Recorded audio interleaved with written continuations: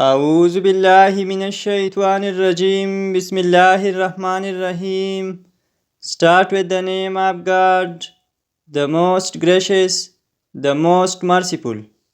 Dear friends and dear students, Assalamu alaikum. By the grace of God, I am fine.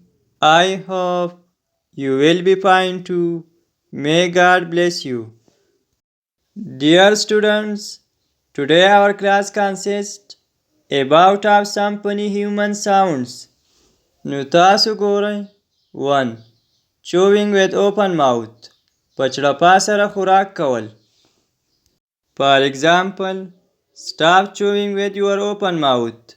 Pachda sara khurak banka. Jamal always eat chewing with open mouth. Jamal हमेशा पचड़ा सर खुराक कई. بیا وسی بل پیج ته ګورئ. 2. سپ آر سلرپ. د ګوډ چې کوم اواز وي نو هغې ته سپ یا سلرپ ویلی کیږي. فار ایگزامپل I wish you would not slurp yourself like that. زه دا خواهش کوم چې ته به د خپل سوپونه شول نه وباسې. He slurped off his coffee. هغه د خپل چای نه شول ویستو. بیا وسی مخکې ګورئ. 3. Sigh. د sigh مطلب دی اخبرنه یا اسویلی کول. For example, he sighed with relief when he saw that he passed the test. هغه ډیر په آرام سره اسویلی وکړو چې کله هغه وکتل چې هغه ټیسټ پاس کو. Ali sighed with grief when his mother died. علي ډیر په غم سره اسویلی وکړو چې کله د هغه مور وفات شوه. بیا وسی بل پیج ته ګورئ. 4. Hiccup. Hiccup means هچکی کرنا یا اٹکی کول. For example, I have got the hiccups. په ما اٹکی لګېدلي. جواد have got the hiccups. Do you have any medicine? په جواد اٹکی لګېدلي. ستا سره څه دوايي شته؟ بیا وسی مخکې ګورئ. 5. Snort. په خندا کې چې کم خڼېدلي نو هغې ته snort ویلی کیږي. For example, نعیم gets snort when he laughs. نعیم خڼېږي چې کله هغه خاندي. When we went to his shop. چې کله موږ د هغه دکان ته لاړو he snorted laughs. نو هغه د خندا نه وخڼېدو. بیا وسی بل پیج ته ګورئ. 6. Sneezing. Sneezing means چینکنا یا پرنجي کول. For example, say Alhamdulillah when you get a sneeze.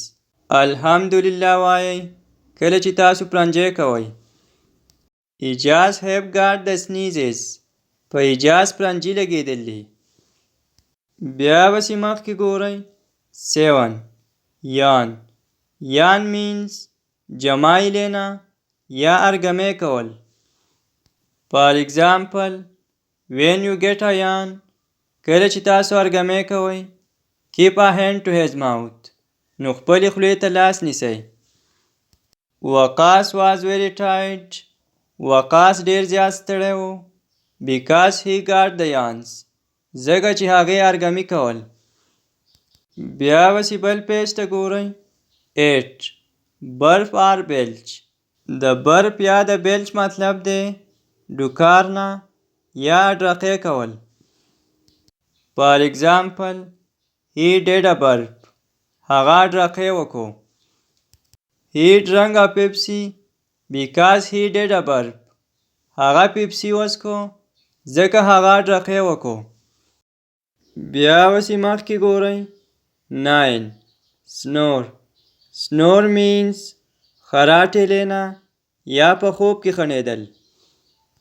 For example, Ali snore very loudly when he is sleeping. علي ډیر په اوچت اواز سره خڼېږي چې کله هغه خوب کوي.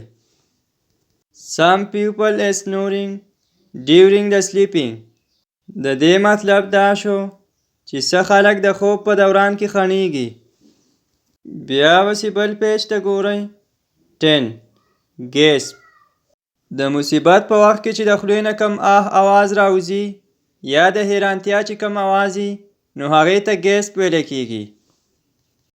For example, Naeem gasped when his son fell down the bed. نعیم وکړو چې کله د هغه زوی د بیډ نه لاندې راولوېدو.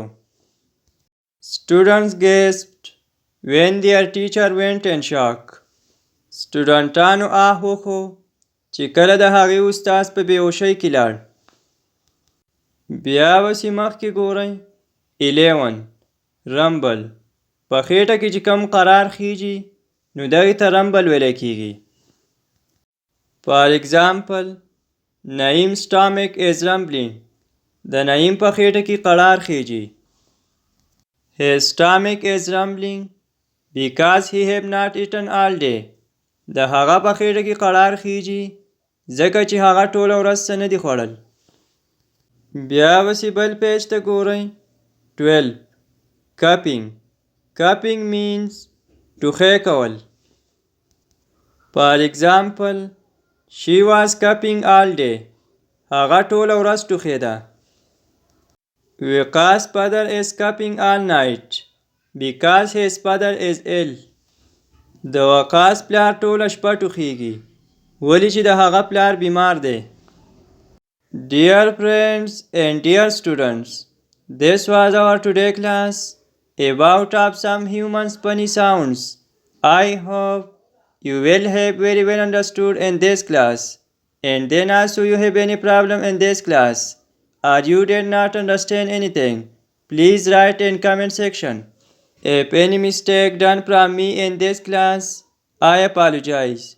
Inshallah, see you the next class. Okay, bye.